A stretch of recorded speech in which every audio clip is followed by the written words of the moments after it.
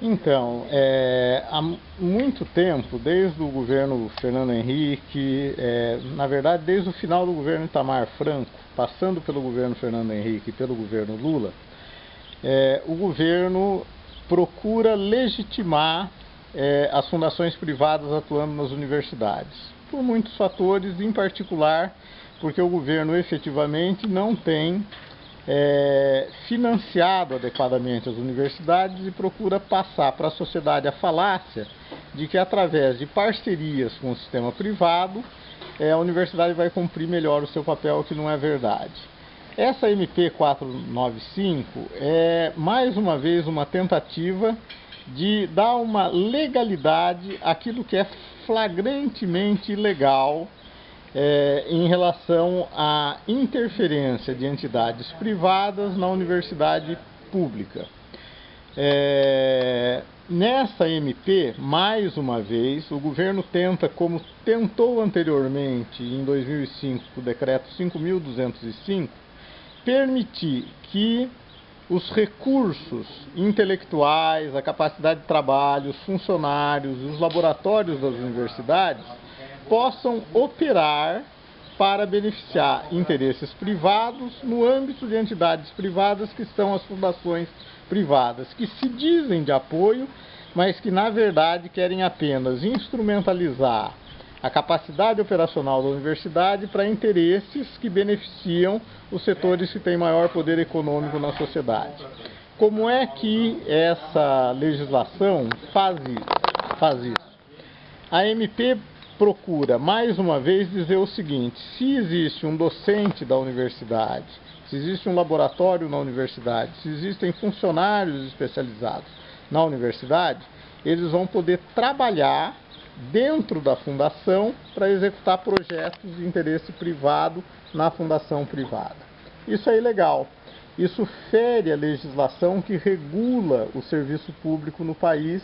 e isso fere a Constituição, quando a Constituição diz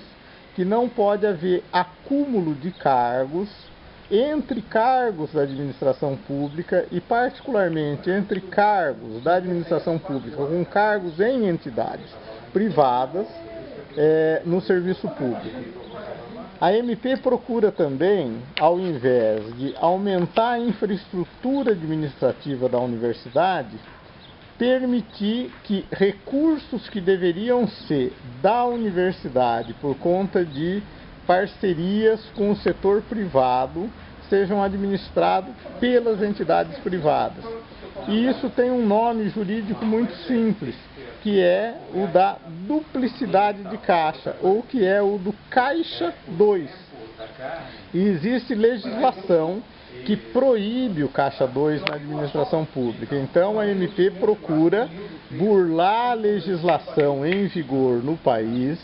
que veda duplicidade de caixa, porque quando tem duplicidade de caixa não tem controle da finalidade daquele recurso e facilita que esse recurso vá beneficiar interesses privados e, não raro, que esses recursos sejam usados ilicitamente para enriquecimento de pessoas ligadas às fundações, aos projetos ou ao serviço que é feito naquele projeto.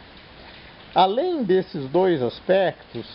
a MP procura também atribuir às fundações privadas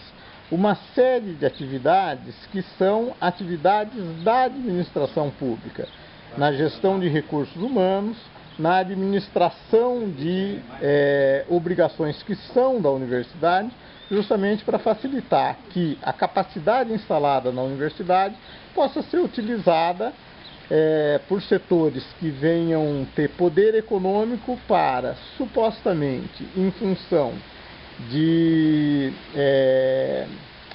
estarem comprando esses recursos, com a desculpa que isso vai trazer recursos para a universidade, se apropriarem privadamente da capacidade de pesquisa, de análise que a universidade tem. Então, cabe a todos aqueles que tenham a oportunidade de ter contato com essa temática, combater essa MP. Existem mecanismos para isso. as entidades ligadas ao movimento docente, ao movimento estudantil, ao movimento dos funcionários, devem fazer essa análise e, por exemplo, ingressarem com ações diretas de inconstitucionalidade contra essa MP, porque ela fere a Constituição. Além disso, e mais do que isso, é preciso fazer a devida discussão no âmbito da universidade, do Ministério Público, da sociedade, para denunciar que, mais uma vez, ao invés de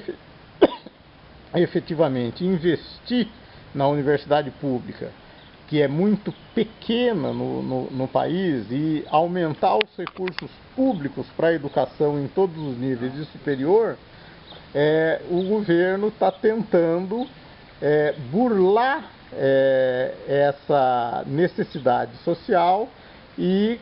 tentar colocar, entre aspas, a universidade a serviço da sociedade, mas a serviço de quem pode comprar privadamente o serviço da universidade. Isso não gera desenvolvimento social, não gera inclusão social, e é por isso que nós sempre combatemos a presença de entidades privadas na universidade pública. Sempre denunciamos que as fundações de apoio não apoiam a universidade, mas se beneficiam para os seus interesses e, para isso, desconstituem a universidade pública, e que é preciso se contrapor a mais essa medida de um governo que, através dela, mostra que efetivamente não tem compromisso com estruturar a universidade no país como o país necessita.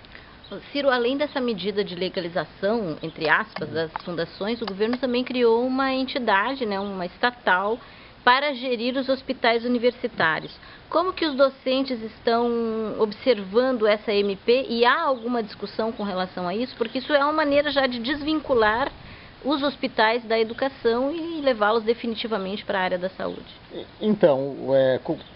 a pergunta é bem colocada, porque as duas coisas estão relacionadas. Quer dizer, o governo, por um lado, como o sistema de saúde tem regramentos próprios,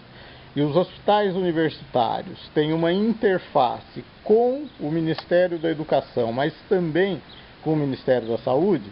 a hora que o governo quer fazer aumentar a privatização das universidades, ele também quer se eximir da responsabilidade de administrar e de se responsabilizar pela administração dos hospitais universitários. A forma que ele busca para fazer isso é constituir uma empresa que segue, em alguns aspectos, a legislação do setor público e, em outras, a legislação do setor privado. Naquilo que deveria seguir a legislação do setor público, a hora que você tem uma empresa, isso acaba sendo mais fácil de burlar. E naquilo que o setor privado tem, que é incompatível com o setor público, que é contratação precária, que é contrato por tempo determinado, que é a desobrigação em relação a direitos previdenciários mais consolidados, o governo quer se valer disso para se eximir desse tipo de preocupação. Esse tipo de iniciativa também deve ser combatido. Os hospitais universitários devem ser de responsabilidade do Ministério da Educação e das administrações universitárias, com as interfaces e com os complementos orçamentários advindos do setor de saúde. Ele precisa ser ampliado e não reduzido ou controlado, e precisa ser ampliado dentro da administração pública. O que eu posso falar de quem está se ocupando dessa questão é que o Sindicato Nacional dos Docentes das Instituições de Ensino Superior tem a discussão dessa legislação na pauta do seu próximo congresso, que ocorrerá agora em meados de fevereiro,